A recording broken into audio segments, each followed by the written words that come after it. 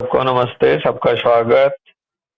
भाई आज डेट हो गई है 14 जून, 14 जून 2025 और जी सैटरडे है। जीएनएम पढ़ेंगे भाई।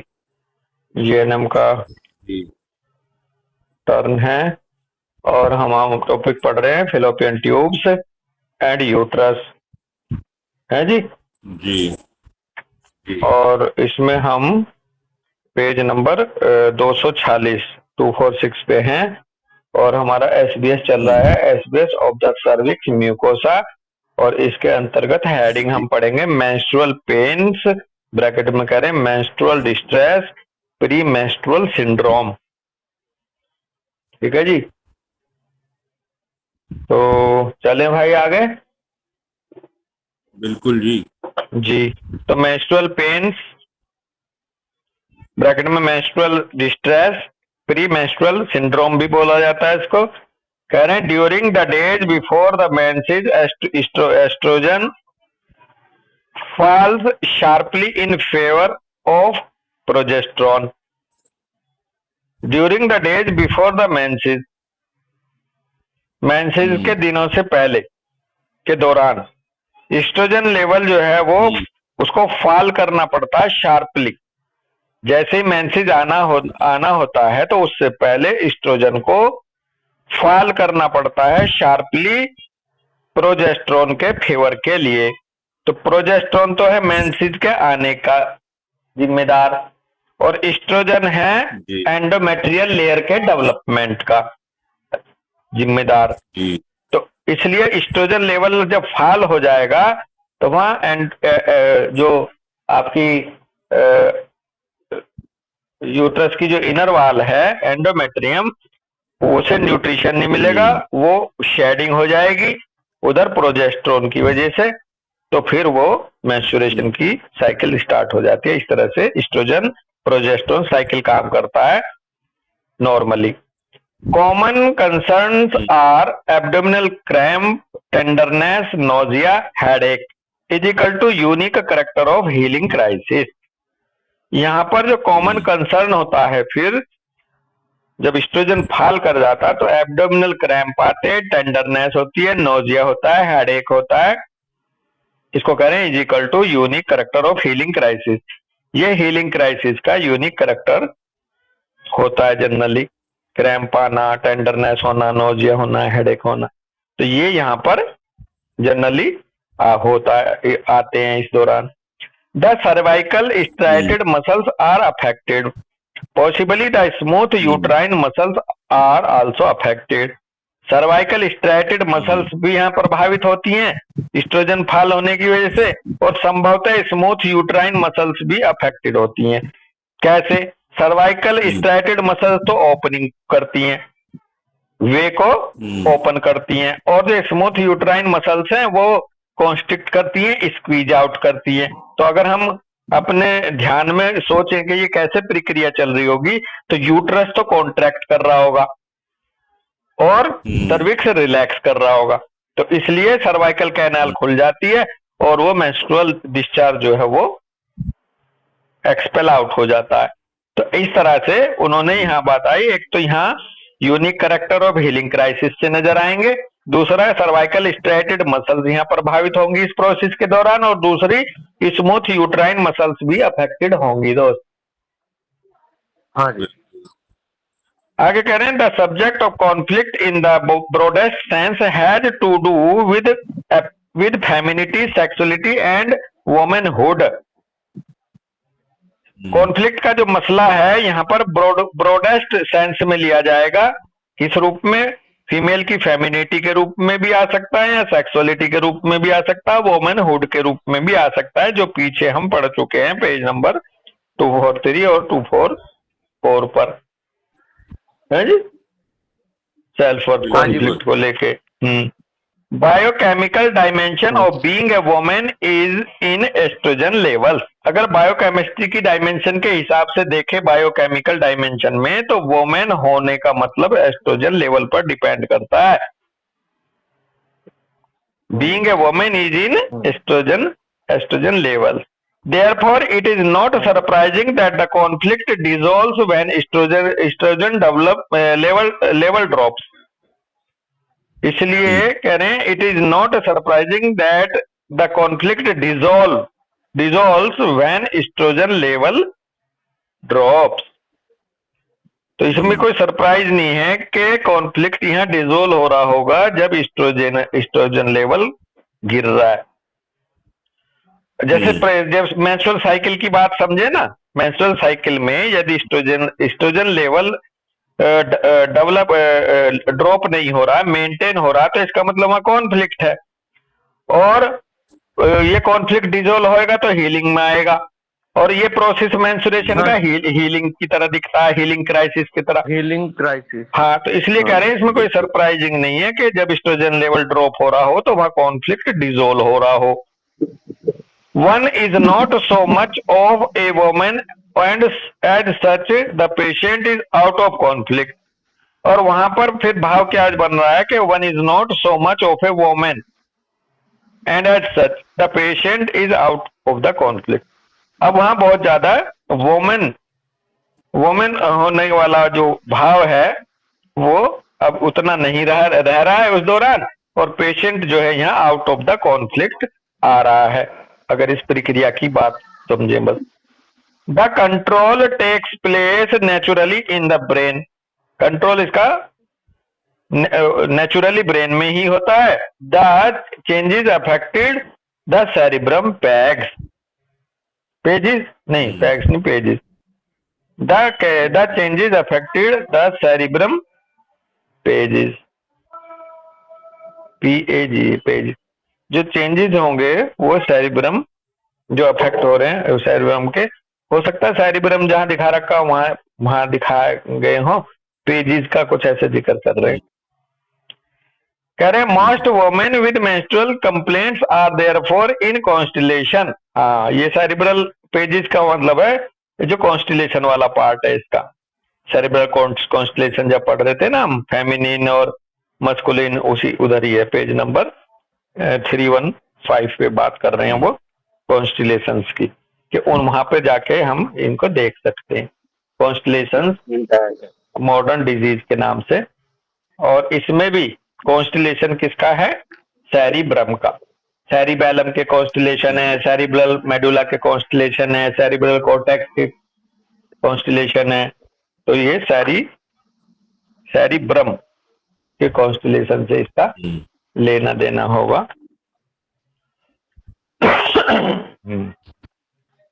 Okay, this also explain the psychological changes, bracket में कह रहे हैं मूड स्विंग्स टुवर्ड्स डिप्रेशन और मेनिया।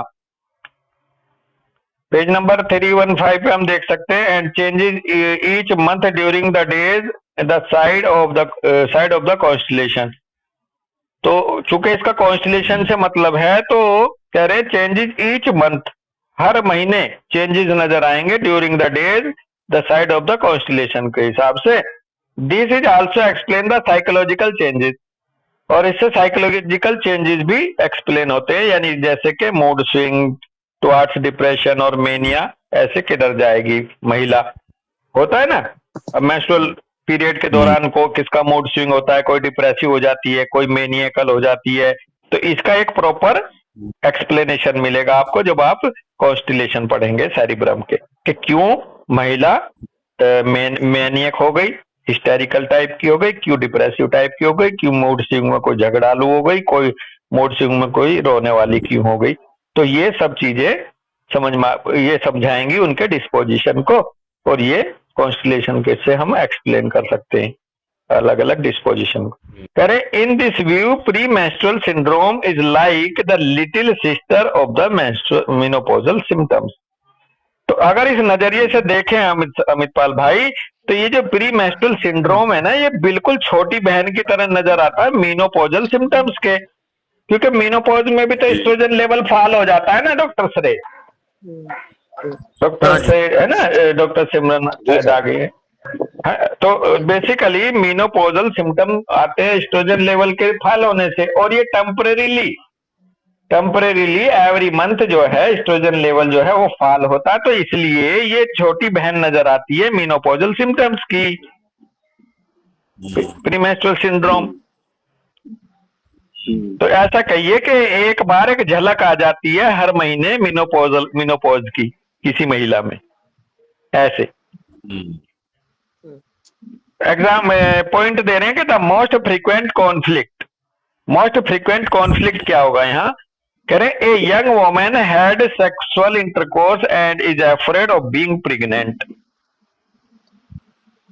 मोस्ट फ्रीक्वेंट कॉन्फ्लिक्ट यहाँ यंग वोमेन है, सेक्सुअल इंटरकोर्स के दौरान उसको डर रहता है कि कहीं प्रेग्नेंट ना हो रह जाओ। सेक्सुअल इंटरकोर्स और ovulation become a track of the conflict even if they used protection. Sexual intercourse या ओवुलेशन जो है वो एक ट्रैक बन जाता है, या तो ओवुलेशन के दौरान उसको ये डर बैठेगा या सेक्सुअल इंटरकोर्स के दौरान ये डर बैठेगा। और इवन इफ दे यूज, भले ही वो प्रोटेक्शन यूज करें। तो कई बार क्या होता है, आपके पास पता नहीं केस आया होगा जरूर, कई लेडीज बताती हैं कि हमें मेंसेस के बाद 10-12 दिन बाद पेट में बड़ा क्रैम्पिंग पेन होता है। ओवुलेशन के दौरान भी एक पेन आता है कई लेडीज को, तो वो भी इसका मतलब उस कॉन्फ्लिक्ट की शिकार हो रही है कि कहीं प्रेग्नेंट ना रह जाए। During the decrease of estrogen estrogen she comes into the healing phase that is goes to therefore menstrual complaint.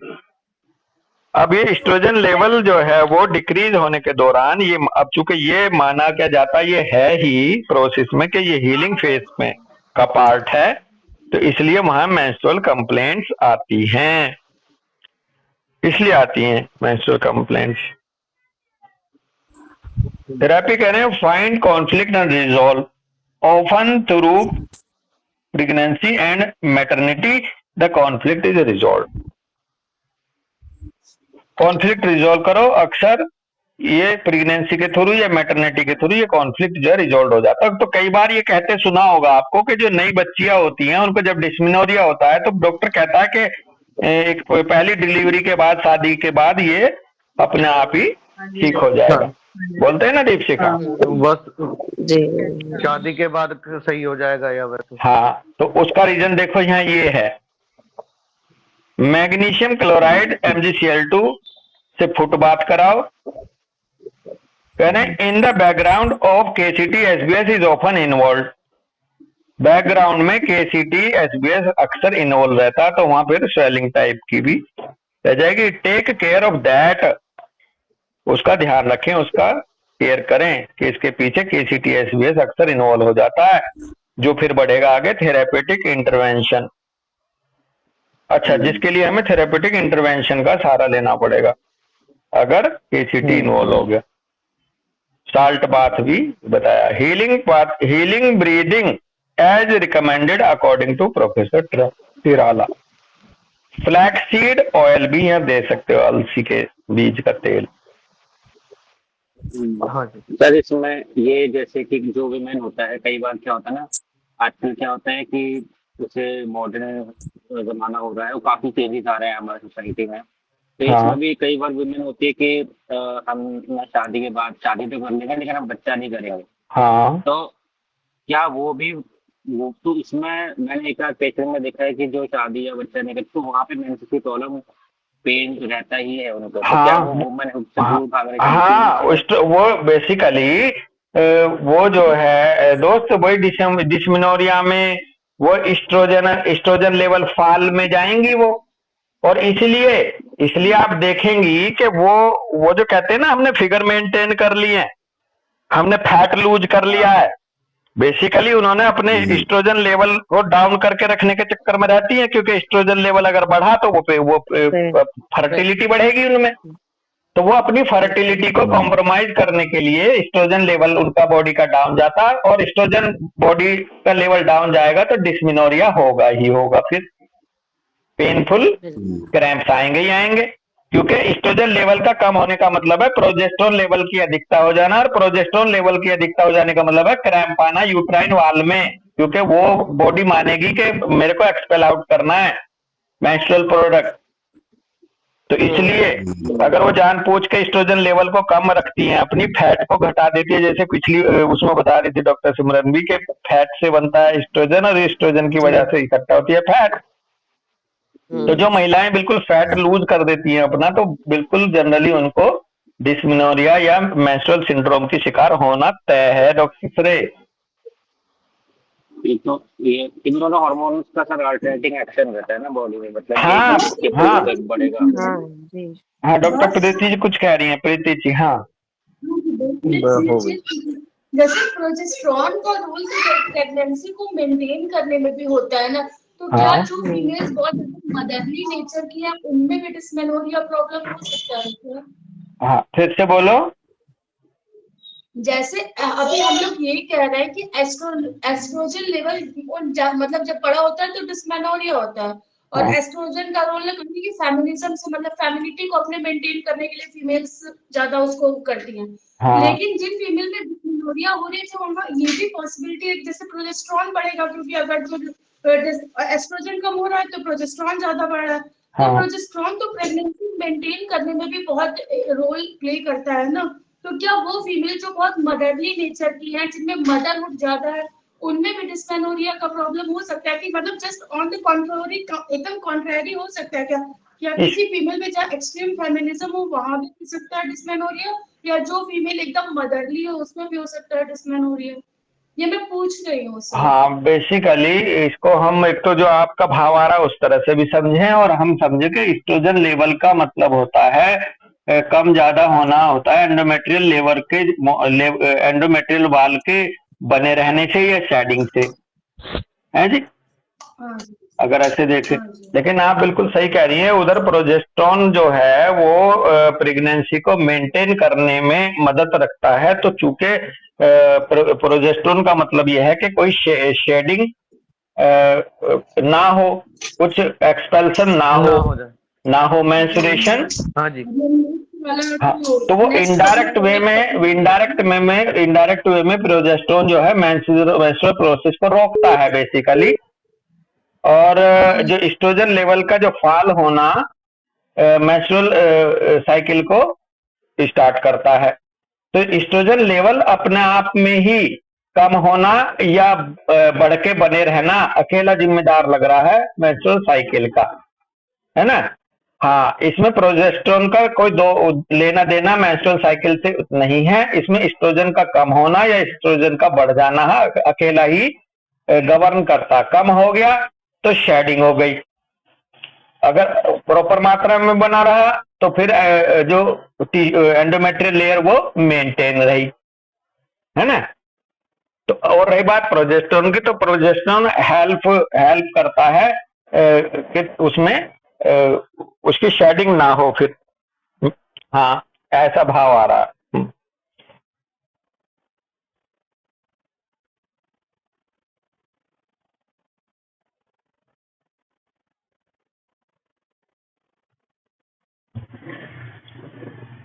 हाँ हाँ हाँ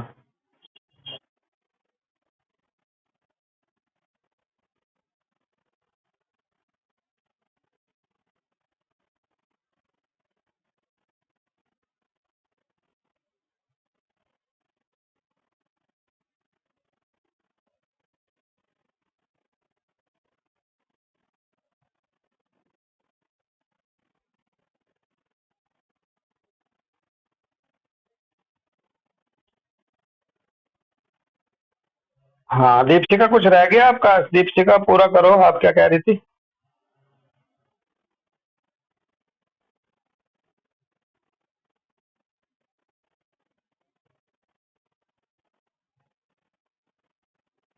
हाँ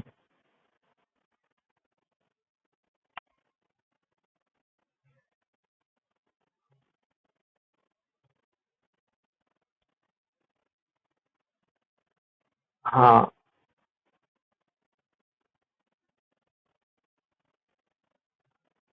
हाँ हाँ हाँ, नहीं बिल्कुल आप सही कह रहे हैं। ये मदर की भी तरफ से भी परसेप्शन लेके आ सकती है बच्ची, और ये जो भी आपने बाद वाला पार्ट बताया ये बहुत जिम्मेदार है। मेरा बेटा, मेरी बेटी कैरियर में ये बनेगी, मेरी बेटी ये बनेगी, पायलट बनेगी, मेरी बेटी बॉर्डर पे जाएगी, ये लड़कों से कम थोड़ा ही है, ये हवाई जहाज उड़ाएगी। ये जो आज की जो सोसाइटी का प्रोफेशनल होगी, कंधे से कंधा मिला के कमाएगी, है ना।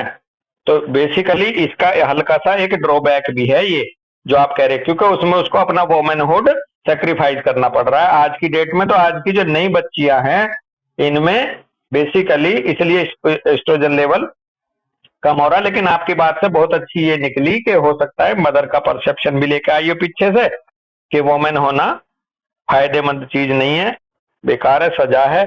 तो उधर से भी हो सकता है।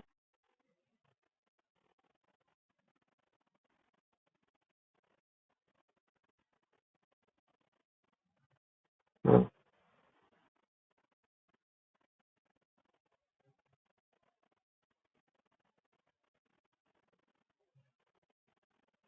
हाँ हाँ हाँ हाँ हाँ, अगर वो जब तक बेटा वो बैलेंस मेंटेन रहा ना, तो फिर तो बहुत सफल नारियां हुई हैं। मसला खराब वहां हो गया जहां हार्मनी डिस्टर्ब हो गई, जहां बैलेंस बिगड़ गया। क्यों जी? बहुत बड़ी बड़ी वीरांगनाएं रही हैं, बहुत अच्छी मदर भी रही हैं अमित शर्मा, बहुत अच्छी वीरांगनाएं भी रही हैं और बहुत अच्छी मदर भी रही हैं। तो बेसिकली ये जो परवरिश थी, परवरिश उनकी फेमिनिटी को सेक्रीफाइस नहीं होने देती थी। इतना अच्छा कमांड रहती थी दादी की, अम्मा की, मौसी की, बुआ की। आज वो फैमिली स्ट्रक्चर है नहीं। हम्म।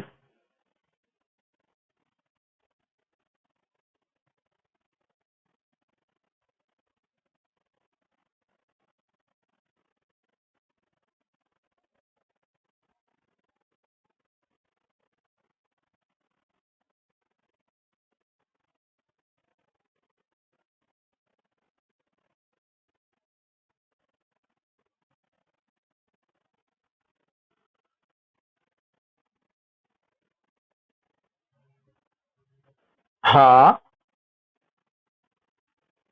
हाँ,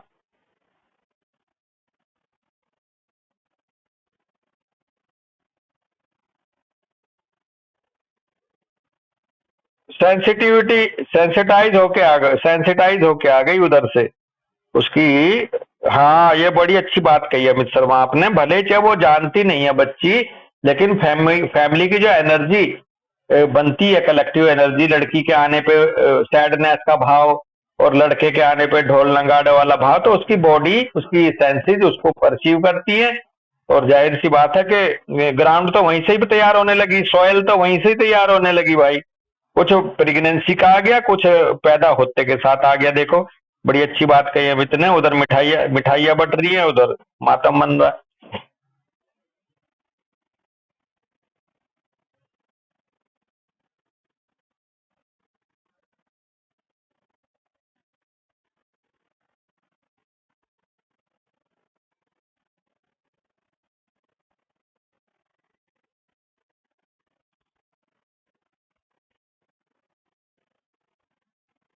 हाँ हाँ हाँ, तो ये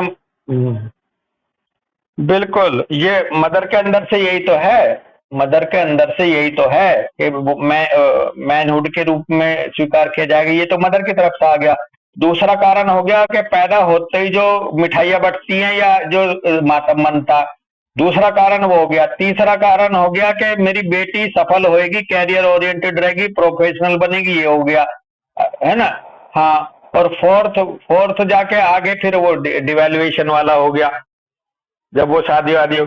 तो ये कई लेवल पे मिलेगा, मल्टी लेयर्ड होगा ये कॉन्फ्लिक्ट। और इसलिए जब इसको शुरू में कह के चल रहे थे, शुरू में इन्होंने यही कहा था कि इसका बहुत बड़ा दायरा होगा इसका। मैं पीछे लाइन पे जाइए, आ रहा ना, the subject of conflict is the broadcast sense, in the broadcast sense.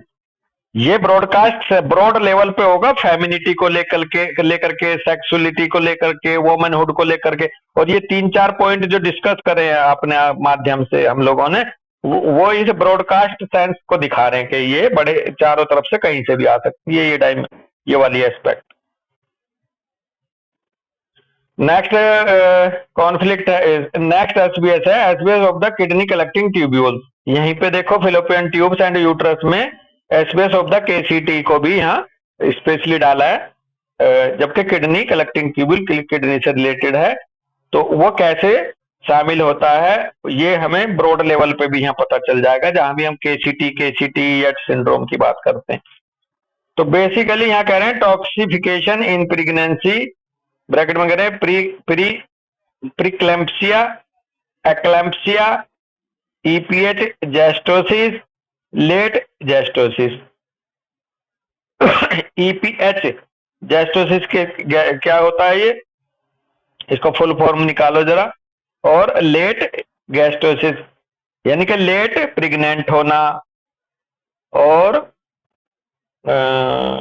EPH gestosis देखो प्रीक्लिम्पसिया और एक्लेम्पसिया निकालो सिमरन।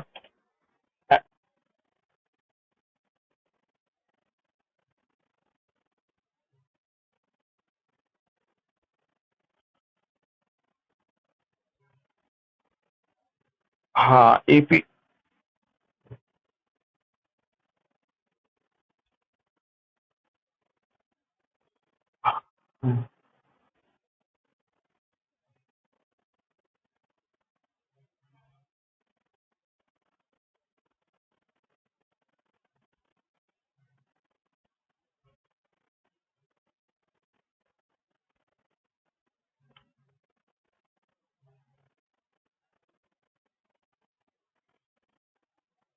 हाँ ये आपने क्या बताया, एक्लेम्पसिया बताया। अच्छा गैस्ट्रोसिस, हाँ जी, हाँ हाँ बेटा।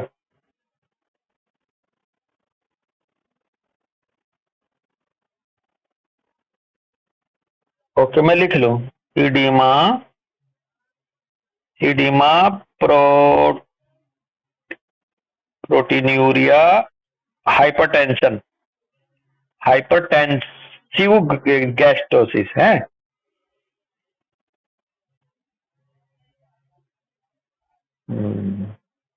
और ये एक्लेम्पसिया की ही बात कह रहे हो आप, हैं प्री एक्लेम्पसिया की।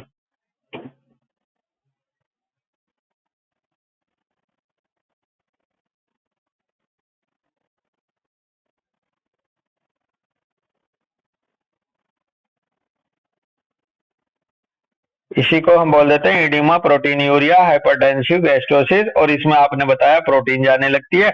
और देखो पैर सूज जाते हैं खूब, हैं छठे सातवें महीने से ही महिला के पैरों पे खूब सूजन आ जाती है, और खूब कॉमन होता था पहले गांव में भी। ये कहते थे कि इसके प्रेगनेंसी के दौरान पूरे पैर वैर सूज जाते हैं, चलना मुश्किल हो जाता है। तो बेसिकली वहां पर वो केसीटी की शिकार है, और केसीटी बोले तो अबंडन या फोर्सेकन या केयर प्रॉपर ना होना।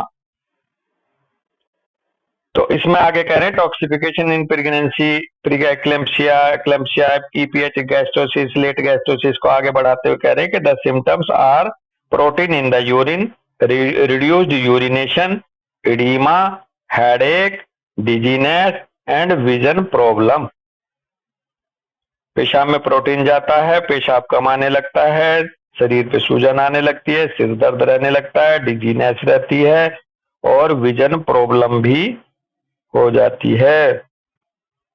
ओके, कॉन्फ्लिक्ट कह रहे हैं existential conflict, fugitive conflict, conflict of not having enough water, conflict of feeling abandoned, conflict of feeling uncared for, probably combined with another conflict in healing is equal to syndrome। तो basically यहाँ पर कई सारी terms भाव जुड़ेंगे। Existence से related conflict हो महिला को, फ्यूगेटिव कॉन्फ्लिक्ट हो, रिफ्यूजी वाला कॉन्फ्लिक्ट, एनफ वाटर नहीं है यानी कि इमोशंस नहीं है उसकी जीवन में पर्याप्त मात्रा में, वाटर बोले तो emotions. Conflict of feeling abundant, उसको अबंडेंट फीलिंग का हो सकता है। Conflict of feeling uncared for, उसकी केयर नहीं की जा रही है, वो हो सकता है। और प्रोबेबली ये हो सकता है कोई दूसरे कॉन्फ्लिक्ट की हीलिंग के दौरान भी केसीटी जुड़ सकता है। तो ये सारी टर्म मिला के क्या कहलाती है? सिंड्रोम। एग्जाम्पल कह रहे हैं, हाउ विल आई पे for this child, who will look after us.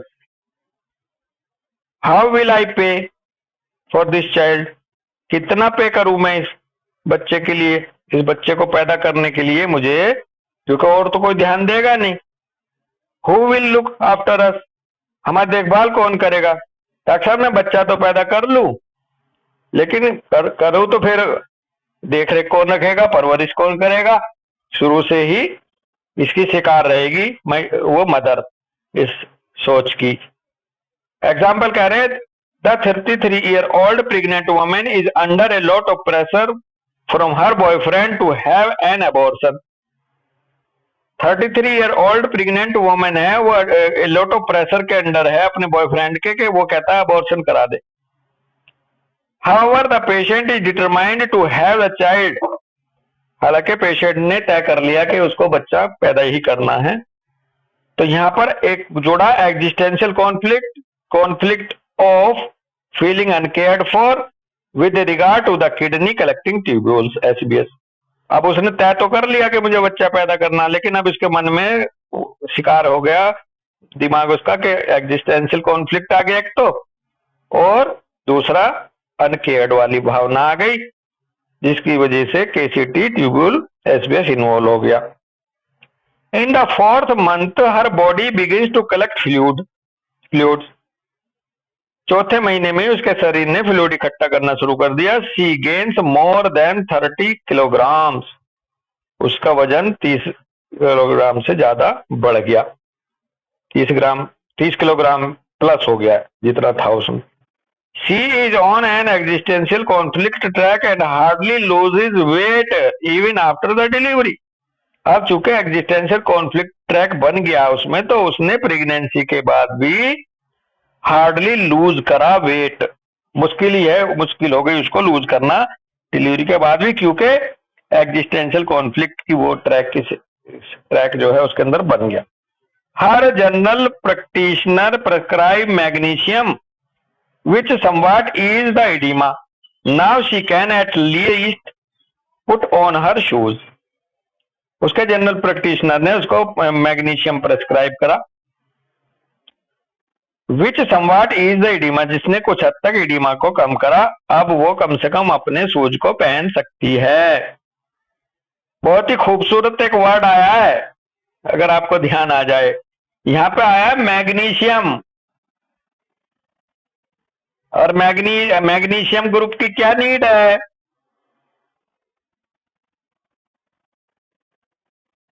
देख रहे हो, मैग्नीशियम डायरेक्ट एडिमा को इसलिए कम कर रही है कि मैग्नीशियम अगर पर्याप्त मात्रा में चला गया तो केसीटी को सूदिंग मिलेगी। केसीटी कम होगा, केसीटी कम होगा तो एडिमा कम होगा। केसीटी कम होने का मतलब है उसको अब ऐसा लग रहा है कि मैं अबंडेंट नहीं हूं, मेरा कोई है, मैं अनाथ नहीं हूं, सनाथ हो गई हूं। मैग्नीशियम की डोज लेने के बाद उसकी साइकी उसमें जाएगी, और जिसकी वजह से केसीटी से बाहर आएगी, एडिमा कम हो जाएगा। तो मैग्नीशियम डायरेक्ट कैसे रिलेट कर रहा है केमिकली भी इस कॉन्फ्लिक्ट को, इस एसबीएस को। दुनिया गोल है। एक कबीरदास जी का दोहा था कि कुंभ जल में कुंभ, कुंभ में जल है, जल में कुंभ, कुंभ में जल है, बाहर भीतर पानी, टूटा कुंभ जल जल ही समाना, ये बात कहे गए ज्ञानी। ये बात वाला मैं बोल रहा हूं। तो बेसिकली मैग्नीशियम से केसीटी कम हो रहा हो या केसीटी की वजह से मैग्नीशियम कम हो रहा हो, बात एक ही है। तो आपको हमें रिट्रोस्पेक्टिवली समझ में आ जाती हैं चीजें। कई जगह और देखने को मिलेगा, कई जगह, और जब आगे बात बढ़ेगी तो कई जगह और मिलेगा कि ऑर्गन साइकी को बयान करता है, साइकी ऑर्गन को बयान करती है। मैं अभी पढ़ रहा था इसमें हाउ टू रीड फेस में, लीवर जो है होप चीयरफुलनेस का के लिए रेस्पॉन्सिबल है डॉक्टर दीपशिखा, डॉक्टर सिमरन। अगर कोई बंदा होपलेस है, अगर कोई बंदा सैडनेस है जिसमें, तो अब जब हमारी ये नॉलेज आगे बढ़ेगी तो हम उसे देख के नहीं कहेंगे कि इसका लीवर अफेक्ट हो सकता है, या किसी को लीवर की पैथोलॉजी आ गई तो उसमें आप सीधे सीधे महसूस कर सकते हैं कि ये बंदा होपलेस वाली, इसमें रूब्रिक होपलेसनेस, सैडनेस, इस तरह से मदद मिलने वाली है आगे। अगर आप ऑर्गन की साइकी को समझेंगे तो हर एक ऑर्गन की अपना एक माइंड है, अपनी एक साइकी है। ऐसे ही किडनी का है, ऐसे ही लीवर का है, ऐसे ही ग्लैंड्स का है। तो इससे मैं तो बड़ा अच्छा भाव महसूस कर रहा था दीपशिखा, कि पता चला किसी दिन सर ने बिना पूछे रूब्रिक लगा दिया, ऑर्गन की साइकी को समझ के उन्होंने देख लिया कि रिपोर्ट में पर्टिकुलर पैथोलॉजी आई हुई है, तो उससे उसके इक्विवेलेंट रूब्रिक डायरेक्ट भी डाल देंगे सर, ये जान लेना। और हम ये सोचेंगे यहाँ ये क्यों दिया है, या फिर उसकी केस टेकिंग से उस सिचुएशन को कोरिलेट करके उस ऑर्गन की पैथोलॉजी की मदद लेकर के कंफर्म कर देंगे। तो ऐसे ही यहाँ मैग्नीशियम का केसीटी से लेना देना है, और अपनी मैथमेटिक्स के माध्यम से ये क्लियर समझ में आ रहा है कि मैग्नीशियम यहाँ क्यों दे रहा है उनका जनरल प्रैक्टिशनर, और क्यों दे भी रहा है तो मतलब उसके एडिमा क्यों कम हो रहा है, क्योंकि वो अनाथ से अनाथ होने की, ऑर्फन की फीलिंग कुछ कम करी तो उसका केसीटी कम हो गया। एसबीएस है जी। Now she can list put her shoes. Tissue इसमें इन्वॉल्व होंगे, kidney collecting tubules brain stem control करती है, एंडोडर्मल लेयर से बनते हैं ये किडनी कलेक्टिंग ट्यूब्यूल्स। जनरली हम वेसल्स को, आर्टरीज को, ट्यूब्स को जनरली एक्टोडर्मल मान लेते हैं मोटा मोटा, लेकिन ये किडनी कलेक्टिंग ट्यूब्यूल एंडोडर्मल हैं, ये जान लेना। हालांकि ट्यूब्स की भी, वेसल्स की भी जो इंटीमा है, इनर लेयर है, स्क्वामस सेल लेयर है, वो एक्टोडर्मल से उससे रिलेटेड है डायरेक्ट तो, लेकिन हम मोटा मोटा पढ़ते वक्त आपस में कह देते हैं कि अगर ब्लड वेसल्स है, कई ट्यूब्स हैं, तो सेरेब्रल कॉर्टेक्स कंट्रोल करता है, ये है ना। तो एंडोडर्मल टिश्यू लेयर से बनेगा ये टिश्यू। फेस आएगी हमारे सामने कॉन्फ्लिक्ट एक्टिव फेस के दौरान।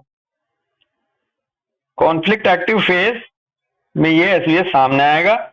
रिमार्क कर रहे हैं, it is interesting how often this occurs among fat very young first time mothers is equal to indication of an active existential और फ्यूगेटिव कॉन्फ्लिक्ट। क्या इंटरेस्टिंग बात है, कितने इंटरेस्टिंग बात है कि अक्सर ये मिलता है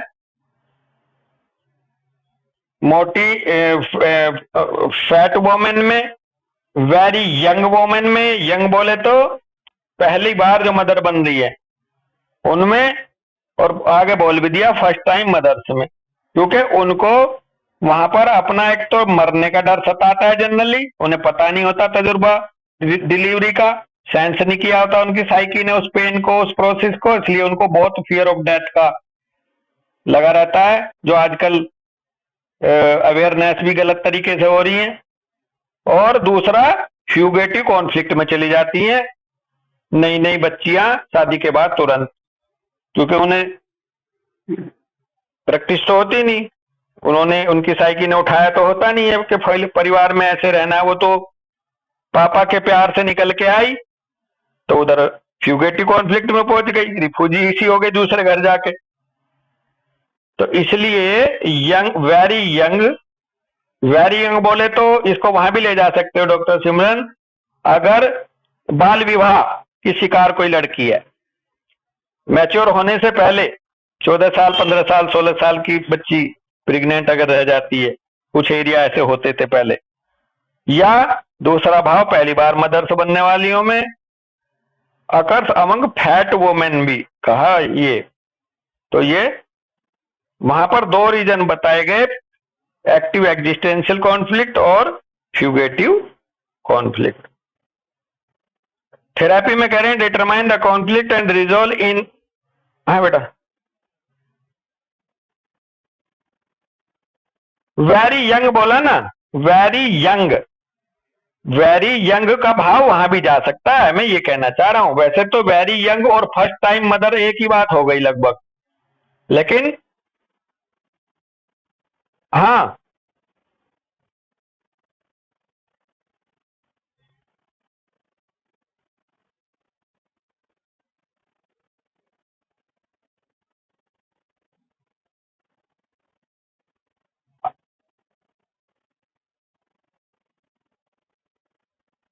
हाँ, नहीं आप बिल्कुल सही कह रहे हो। व्यवस्था अगर पॉजिटिवली हम आकलन करें तो ये है जो आप कह रही हो।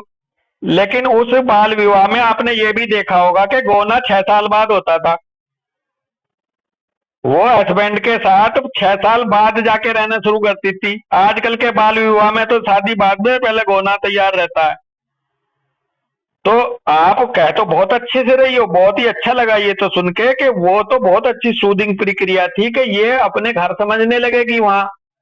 ये बचपन में इसका अभी कच्चा मन है, कच्चा दिमाग है, तो ये बच्ची है तो उस घर को भी अपना मानने लगेगी बचपने माइंड के तहत। अगर मैच्योर लड़की है, 28 साल की लड़की दूसरे घर में जाती है और 18-14 साल की जाती है, तो बेसिकली 14 साल की उम्र में हमारा जो ब्रेन है, हमारी साइकी, वो फ्लेक्सिबल होती है, दूसरी जगह जाके बहुत जल्दी अडेप्ट हो सकती है 14 साल में। जितने मैच्योर होते जाते हैं उतने हम पकते चले जाते हैं, फिक्स होते चले जाते हैं, तो हम एडजस्टमेंट नहीं कर पाते बाद में। तो बहुत ही अच्छी प्रक्रिया, मुझे तो बड़ा अच्छा लगा दीपशिका आपका ये शब्द, क्योंकि ये व्यवस्था अगर बनाई गई होगी ये मीनिंगलेस तो होगी नहीं, कम से कम मीनिंगफुल, यही इसका मीनिंगफुल यही था, सेंस यही थी। लेकिन उसके प्लस साथ में बात हमें ये याद रखनी चाहिए कि गोना करते थे काफी दिन बाद, यानी कि मदर बनती थी बाद में।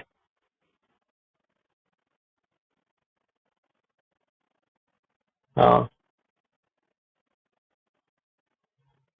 हाँ लो।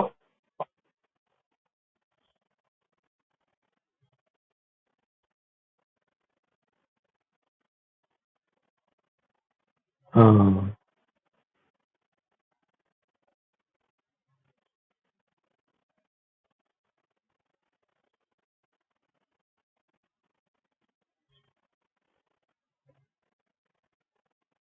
हाँ,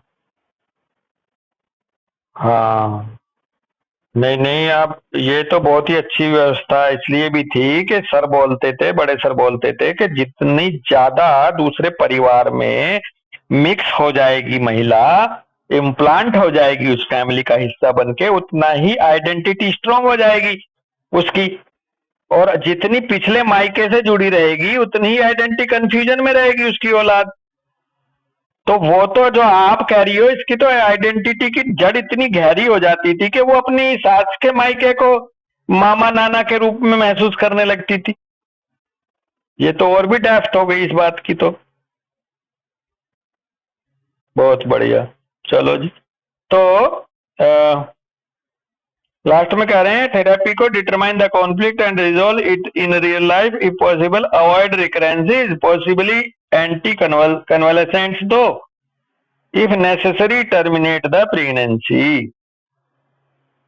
अगर बहुत ज्यादा टॉक्सिफिकेशन हो जाए, प्री एक्लेम्पसिया एक्लेम्पसिया की स्थिति आ जाए, तो पहली बात तो वहाँ एंटी कन्वल्जेंट से काम चला लो। अगर फिर भी ना बात बने तो भाई प्रेगनेंसी को टर्मिनेट करा दो, अगर जान पे बन जाए माँ की। ठीक है, तो ये था आपका SBS of the kidney collecting tubule का यहाँ पे लेना देना टॉक्सिफिकेशन इन प्रेगनेंसी। ठीक है बेटा, यहीं रुकेंगे आज, कल इसको पूरा कर लेंगे एबनॉर्मली हैवी मेंस्ट्रुएशन को। और इधर मिसकैरेज, प्रीमेच्योर बर्थ है, दो इसके हेडिंग रह गए हैं। इसके बाद नेक्स्ट चैप्टर चल जाएगा external female sex organ, bracket में वल्वा कह रहे हैं। तो सबको नमस्ते भाई, सबका धन्यवाद, सबको राम राम। राम राम भाई, राम राम राम राम राम भाई।